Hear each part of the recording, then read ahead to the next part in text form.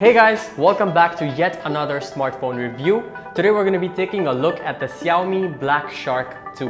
Now this is a highly anticipated gaming phone from the Xiaomi lineup, and if you're a gamer looking for a smartphone, you should definitely check out this review. So let's just start by talking about the overall build quality of the phone. The phone does have a hefty feel to it. It is quite heavy, but that's kind of expected from a gaming phone. It does have a 4000 milliamp hour battery, almost 6.4-inch display, AMOLED display, so you get great color reproduction, and it's quite bright. Gripping the phone is quite comfortable. It has an X sort of shape at the back, as you can see. So how this X design really helps you is when you're gripping the phone horizontally, it really helps with long, intensive gaming without tiring your fingers. It has two forward-facing speakers right at the top and at the bottom. These speakers are quite loud, but I would actually have preferred if they were slightly louder because it is a gaming phone at the end of the day, and they don't have a headphone jack, by the way. So if you don't have a headphone jack and I want to be gaming for a while, I would like some loudspeakers. So as you can see, there is quite a big of a forehead there and a big chin. They didn't try to do the ultra thin bezel look that all the other phones are trying now because their main focus is just gaming. So there is no notch, there is no punch hole cutout, there's nothing like that. It's just a straight display for you to game on. Forehead does contain a forward-facing camera, which is a 20 megapixel camera. You have the speaker at the top and you have the bottom firing speaker. So whichever way you grip the phone, you're not going to be blocking those speakers because of the way that they are built. Here, get a close up on that. See, when you grab it, see that? So at the back, you have two lenses in the camera module. One is a 48 megapixel camera, which is f1.72 in aperture, and the other is a 12 megapixel camera, which is f2.2 in aperture. So what this basically means is that you can get your two focal lengths. It does have a portrait mode for depth effect, which we have tried out. I'm going to put up a couple of pictures here on screen right now for you guys to see how the camera performs. Even though this isn't really a smartphone that you'd get for the camera, it does have a pretty decent camera. I put it head to head against my current phone, which is the S9 Plus, and here are the results. You can check that out. I was kind of surprised by how good this does. As an average everyday use, the camera is quite cool, and I would whip out the phone and take some pictures. It's quite cool. So what this phone does have, same as the Samsung Galaxy S10 Plus, is an in-screen fingerprint scanner, which is what I'm setting up right now. So this is how you do it. You go into next. I'm gonna put in this password that I just created. Touch the sensor. It's in your display of your phone. Use your thumb. So we're gonna set this up really quick. Lift and touch again. I'm gonna set this up. So every time I touch it, I do feel a vibration feedback. Okay, so fingerprint should be set up. We have the fingerprint logo down here. So that was quick. That was really fast. Let's try that again. Phone's locked. There's the logo for me to scan. Touch it and it's unlocked. Wow. And the phone's unlocked. That's insanely quick. So as you guys can see, that's quite fast with the unlocking. I'm actually surprised by how accurate it is every time. So what's interesting about this phone is that it comes with its very own Shark controller. Now this is really awesome. I've never seen a phone that comes with its own controller. The best part about this itself is that this is modular. So if I want to use this part independently, I can. If I want to use this part independently, I can. So you can use it as a joystick itself if you choose to keep your phone separate and play it via Bluetooth, which is how these work. So you can just set it up and use it like a console, which is insane. And the specs on this do allow you to play almost exactly like a console. There are grooves at the top and the bottom of the case.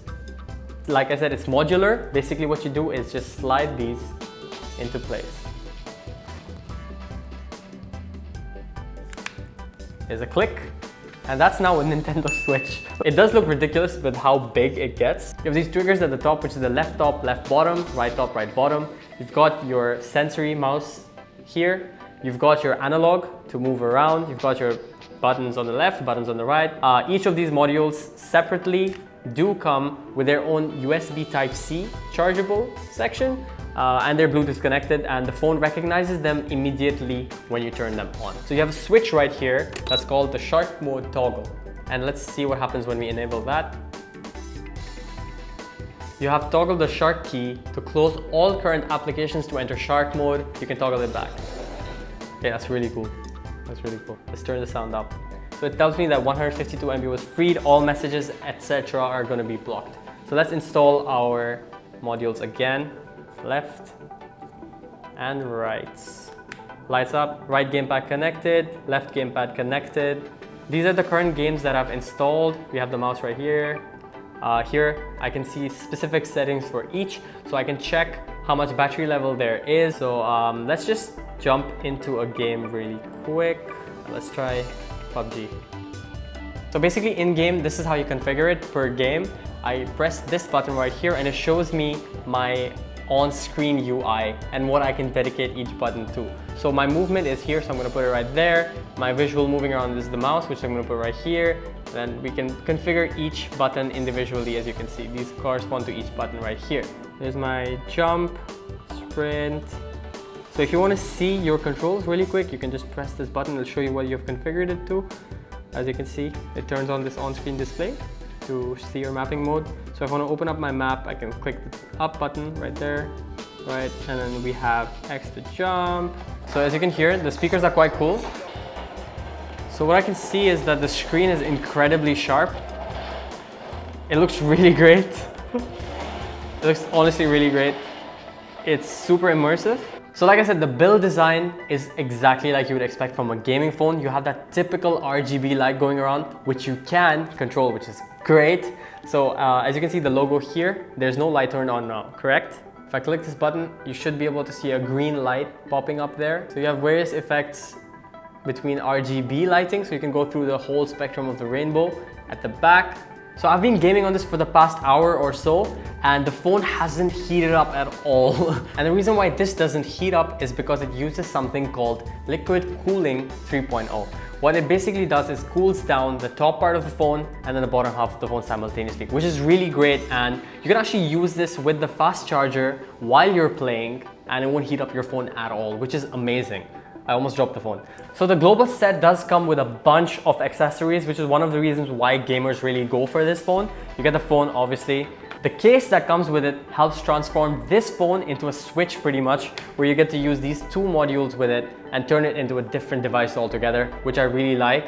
And if you think about it, you can hook this up to an HDMI, have this on the side connected via Bluetooth, and you pretty much have a console and you can just, for hours. Which is really great. This is a console. This is pretty much a console. It's really great. So this phone, like I said, has a touch input latency of 43.5 milliseconds, which is ridiculously fast. It's faster than your iPhone, your Samsung S10s. So that means when you game on this, your input from your finger to the screen to the game recognizing your touch is insanely quick, and it gives you the fastest possible. So you can run 60 FPS on this. So it goes from 6 GB RAM to 8 GB RAM all the way up to 12 GB of RAM, which is really great for a gaming phone. Everything's cleared up when you're in shark mode and you just full focus for gaming. So that's awesome. So as I said, the hardware is really great. It has a Snapdragon 855 processor, which is top of the line right now, highest grade chipset, and you get the best performance out of it that you can from a phone. So would I recommend for you guys to purchase this phone? I would say that if you're a gamer, anywhere from an average gamer to a hardcore gamer, I would definitely recommend this phone to you. At the price point that it is, it's a really great phone exclusively for gaming. It's really great for your day-to-day activities as well, but where it really shines is when it comes to its gaming capabilities. So double thumbs up for that, that's really great.